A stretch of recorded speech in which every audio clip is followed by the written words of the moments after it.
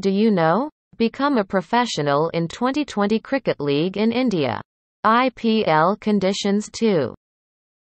The Indian Premier League, IPL, is a professional 2020 cricket league in India usually contested between March and May of every year by 8 teams representing 8 different cities or states in India. The current 8 teams include Chennai Super Kings, Delhi Capitals, Punjab Kings, Kolkata Knight Riders, Mumbai Indians, Rajasthan Royals, Royal Challengers Bangalore, Sunrisers Hyderabad. This series of videos mainly introduces the relevant regulations of the 2020 competition made by IPL. The content is from IPL 2020 Playing Conditions effective 1 September 2020. Hope to learn with you and feel the unique charm of cricket. Let's start now. Condition 2. 2. The umpires. 2.1 Appointment and attendance. The following rules for the selection and appointment of umpires shall be followed as far as it is practicable to do so. 2.1.1 The umpires shall control the game as required by these playing conditions, with absolute impartiality and shall be present at the ground at least 2 hours before the scheduled start of play. 2.1.2 BCCI shall establish a panel of umpires who shall be contracted to the BCCI and shall officiate at IPL matches. 2.1.3 BCCI shall appoint both umpires to stand in each match. Such umpires shall be selected from the group referred to in paragraph 2.1.2. 2.1.4 BCCI shall appoint a third umpire for each match who shall officiate in regards to TV replays. Adjudicate front foot and back foot no ball decisions and act as the emergency on-field umpire. Such appointments shall be selected from the group referred to in paragraph 2.1.2. 2.1.4.1 The playing conditions governing the use of the third umpire and DRS are included in Appendix D. 2.1.5 BCCI shall also appoint a fourth umpire for each match. The fourth umpire shall act as the emergency third umpire. Such appointments shall be selected from the group referred to in paragraph 2.1.2. 2.1.6 BCCI shall also appoint a match referee for all matches. 2.1.7 Neither team will have a right of objection to the appointment of any umpire or match referee. 2.2 Change of Umpire. An umpire shall not be changed during the match, other than in exceptional circumstances, unless she is injured or ill. 2.3 Consultation with relevant ground authority. Before the match the umpires shall consult with the relevant ground authority of the venue to determine 2.3.1 the balls to be used during the match. See Clause 4, the ball. 2.3.2 The hours of play and the times and durations of any agreed intervals. 2.3.3 Which clock or watch and backup timepiece is to be used during the match. 2.3.4 The boundary of the field of play. See Clause 19, Boundaries. 2.3.5 The use of covers. See Clause 10, Covering the pitch. 2.3.6 Any special conditions of play affecting the conduct of the match. Inform the scorers of agreements in 2.3.2, 2.3.3, 2.3.4 and 2.3.6. 2.4 The wickets, creases and boundaries. Before the toss and during the match. The umpires shall satisfy themselves that 2.4.1 The wickets are properly pitched. See Clause 8, the wickets. 2.4.2 The creases are correctly marked. See Clause 7, the creases. 2.4.3 The boundary of the field of play complies with the requirements of Clauses 19.1, determining the boundary of the field of play. 19.2, identifying and marking the boundary, and 19.3, restoring the boundary. 2.5 Conduct of the match. implements and equipment before the toss and during the match. The umpires shall satisfy themselves that 2.5.1 the conduct of the match is strictly in accordance with these playing conditions. 2.5.2 the implements used in the match conform to the following 2.5.2.1 Clause 4, the ball. 2.5.2.2 externally visible requirements of Clause 5, the bat, and Paragraph 1 of Appendix B. 2.5.2.3 either clauses 8.2, size of stumps, and 8.3, the bails. 2.5.3 no player uses equipment other than that permitted. See Paragraph 2 of Appendix A. Note particularly therein the interpretation of protective helmet.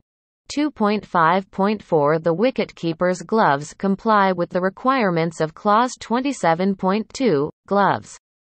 2.6 fair and unfair play. The umpires shall be the sole judges of fair and unfair play. 2.7 fitness for play. 2.7.1 it is solely for the umpires together to decide whether either conditions of ground, weather or light or exceptional circumstances mean that it would be dangerous or unreasonable for play to take place. Conditions shall not be regarded as either dangerous or unreasonable merely because they are not ideal. The fact that the grass and the ball are wet does not warrant the ground conditions being regarded as unreasonable or dangerous. 2.7.2 conditions shall be regarded as dangerous if there is actual and foreseeable risk to the safety of any player or umpire. 2.7.3 conditions shall be regarded as unreasonable if, although posing no risk to safety, it would not be sensible for play to proceed. 2.7.4 if the umpires consider the ground as so wet or slippery as to deprive the bowler of a reasonable foothold, the fielders of the power of free movement, or the batsmen of the ability to play their strokes or to run between the wickets, then these conditions shall be regarded as so bad that it would be dangerous and unreasonable for play to take place. 2.8 Suspension of play in dangerous or unreasonable circumstances. 2.8.1 All references to ground include the pitch. See Clause 6.1, Area of pitch. 2.8.2 If at any time the umpires together agree that the conditions of ground, weather or light, or any other circumstances are dangerous or unreasonable, they shall immediately suspend play, or not allow play to start or to recommence.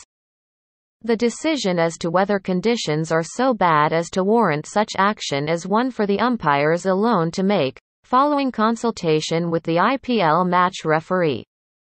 2.8.3 If circumstances are warranted, the umpires shall stop play and instruct the ground authority to take whatever action they can and use whatever equipment is necessary to remove as much dew as possible from the outfield when conditions become unreasonable or dangerous. The umpires may also instruct the ground staff to take such action during scheduled and unscheduled breaks in play. 2.8.4 The umpires shall disregard any shadow on the pitch from the stadium or from any permanent object on the ground. 2.8.5 Light meters. Light meters are not used in IPL. 2.8.6 Use of artificial lights. For the afternoon matches, IPL match referee and umpires in consultation with the relevant ground authority will decide when the artificial lights will be switched on. However, if in the opinion of the umpires, natural light is deteriorating to an unsafe level, they will authorize the lights to be switched on earlier. For the night matches, IPL match referee and umpires in consultation with the relevant ground authority will decide when the artificial lights will be switched on at a suitable time before the toss. In the event of power failure or lights malfunction, the provisions relating to the delay or interruption of play due to bad weather apply. 2.8.7 When there is a suspension of play, it is the responsibility of the umpires to monitor conditions. They shall make inspections as often as appropriate, unaccompanied by any players or officials. Immediately the umpires together agree that the conditions are no longer dangerous or unreasonable, they shall call upon the players to resume play. 2.8.8 The safety of all persons within the ground is of paramount importance to the IPL. In the event that of any threatening circumstance, whether actual or perceived, including for example weather, pitch invasions, act of God, etc., then the umpires, on the advice of the IPL match referee, should suspend play and all players and officials should immediately be asked to leave the field of play in a safe and orderly manner and to relocate to a secure and safe area, depending on each particular threat, pending the satisfactory passing or resolution of such threat or risk to the reasonable satisfaction of the umpires. IPL match referee, the head of the relevant ground authority, the head of ground security and/or the police as the circumstances may require. 2.8.9 Where play is suspended under Clause 2.8.8 above, the decision to abandon or resume play shall be the responsibility of the IPL match referee, who shall act only after consultation with the head of ground security and the police. 2.9 Position of umpires. The umpires shall stand where they can best see any act upon which their decision may be required, subject to this overriding consideration. The bowler's end umpire shall stand in a position so as not to interfere with either the bowler's run-up or the striker's view. The striker's end umpire may elect to stand on the offside instead of the onside of the pitch, provided she informs the captain of the fielding side, the striker and the other umpire. 2.10 Umpires changing ends shall not apply. 2.11 Disagreement and Dispute. Where there is disagreement or dispute about any matter, the umpires together shall make the final decision.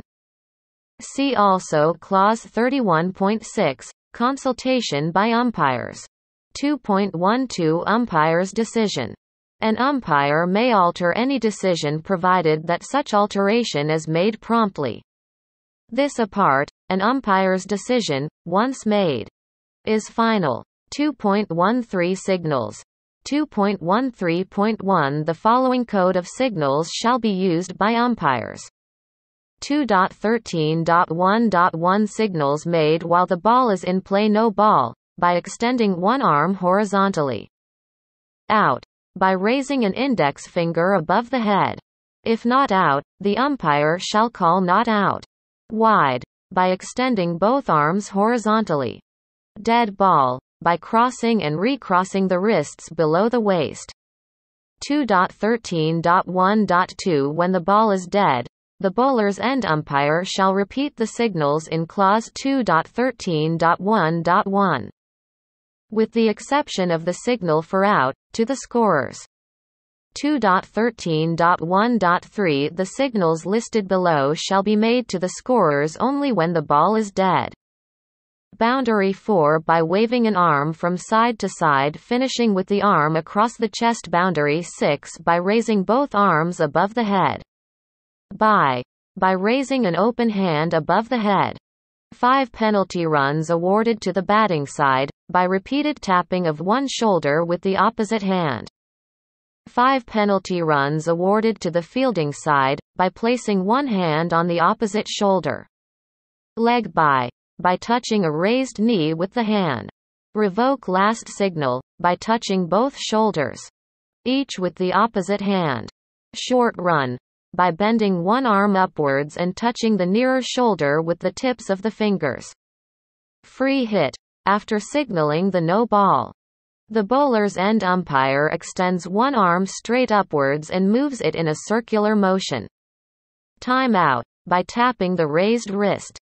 2.13.1.4 All the signals in Clause 2.13.1.3 are to be made by the bowler's end umpire except that for short run, which is to be signaled by the umpire at the end where short running occurs. However, The bowler's end umpire shall be responsible both for the final signal of short run to the scorers and, if more than one run is short, for informing them as to the number of runs to be recorded. 2.13.2 The umpire shall wait until each signal to the scorers has been separately acknowledged by a scorer before allowing play to proceed. If several signals are to be used, they should be given in the order that the events occurred. 2.14 Informing the umpires. Wherever the umpires are to receive information from captains or other players under these playing conditions, it will be sufficient for one umpire to be so informed and for him, her to inform the other umpire. 2.15 Correctness of Scores. Consultation between umpires and scorers on doubtful points is essential. The umpires shall, throughout the match, satisfy themselves as to the correctness of the number of runs scored, the wickets that have fallen and, where appropriate, the number of overs bowled. The umpires shall ensure that they are able to contact the scorers at any time during the match and at its conclusion to address any issues relating to the correctness of scores. For more updates, subscribe to our channel, click the show links and enjoy watching the videos.